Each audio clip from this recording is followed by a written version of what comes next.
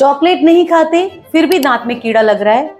कुछ लोग तो मिठाई भी अवॉइड करते हैं और फिर भी उनके दांत में कीड़ा लगता है। सच्चाई जान करके आप शॉक हो जाएंगे। सच बताइए, आप या आपके बच्चे चॉकलेट, मिठाई, चिप्स, कुरकुरे यानी कि ऐसी चिपचिपी चीजें भी कम खा रहे हैं, साथ में ये भी सोच रहे हैं मैं या मेरे बच्चे तो मीठा उतना खाते भी नहीं है, फिर भी दांतों में कीड़ा, दर्द या गड्ढे क्यों हो रहे हैं। अंत में सोचने के लिए मजबूर हो जाते हैं आखिर ये कीड़ा लगता क्यों है और कैसे इनसे बचें। अब हम आपको स्टेप बाय स्टेप बताएंगे कि कीड़ा दांत में कैसे लगता है और लास्ट में एक ऐसी हैबिट बताएंगे जो कीड़ा लगने के प्रोसेस को स्लो भी करता है और साथ में नेचुरल प्रोटेक्शन भी देता है।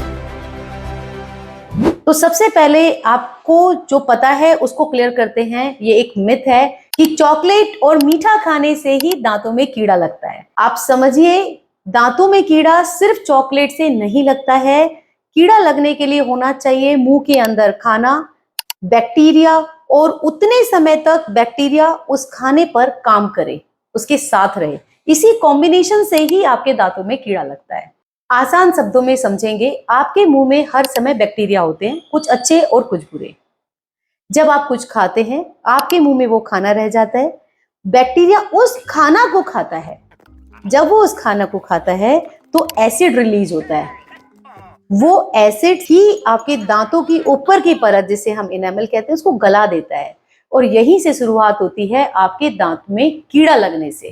ये एसिड आपके दांतों की ऊपर की परत को गलाना चालू करता है। धीरे धीरे काली काली लाइन नजर आती है और वो समय के साथ काली लाइन बढ़ते बढ़ते गड्ढा बन जाता है और इसे ही आप कैविटी कहते हैं। अब और आसान शब्दों में समझेंगे कि आप चॉकलेट और मिठाई नहीं खा रहे हैं फिर भी कीड़ा क्यों लग रहा है। मान के चलिए आप सामान्य तौर पर रोटी, बिस्किट जो भी खा रहे हैं उनमें भी शुगर होता है, यानी कि थोड़ा मिठास उनमें होता है।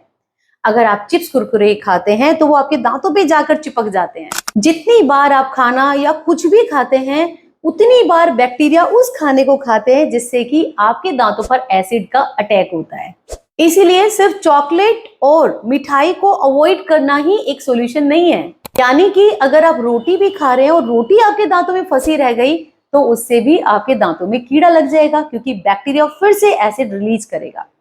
अच्छा, आप सबसे बड़ी गलती क्या करते हैं? सबसे बड़ी गलती वो लोग करते हैं जो बार बार खाना खाते हैं। आजकल डाइट का ट्रेंड है जिसमें सिखाया जाता है कि हर 2 घंटे में खाना खाइए। तो डाइट वालों को बहुत ध्यान से सुनना है।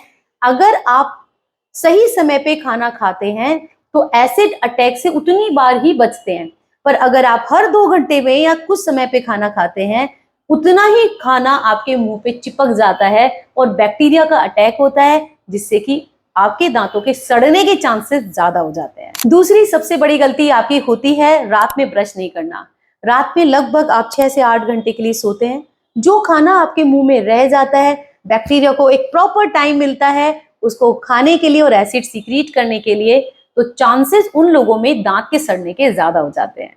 तीसरी सबसे बड़ी गलती, आप सोचते हैं सिर्फ ब्रश कर लेना ही इनफ है, यानी सुबह और रात में ब्रश करना। ब्रश आपके दांतों के ऊपर की परत को साफ करता है पर 2 दांत के बीच के स्पेस को साफ नहीं करता, जिसके लिए आपको यूज करना चाहिए फ्लोस, जो मैनुअल भी होता है और वाटर फ्लोस भी होता है। अब आते हैं कि अपने आप को आप कैसे देखें कि आपके मुंह में कैविटी है या नहीं।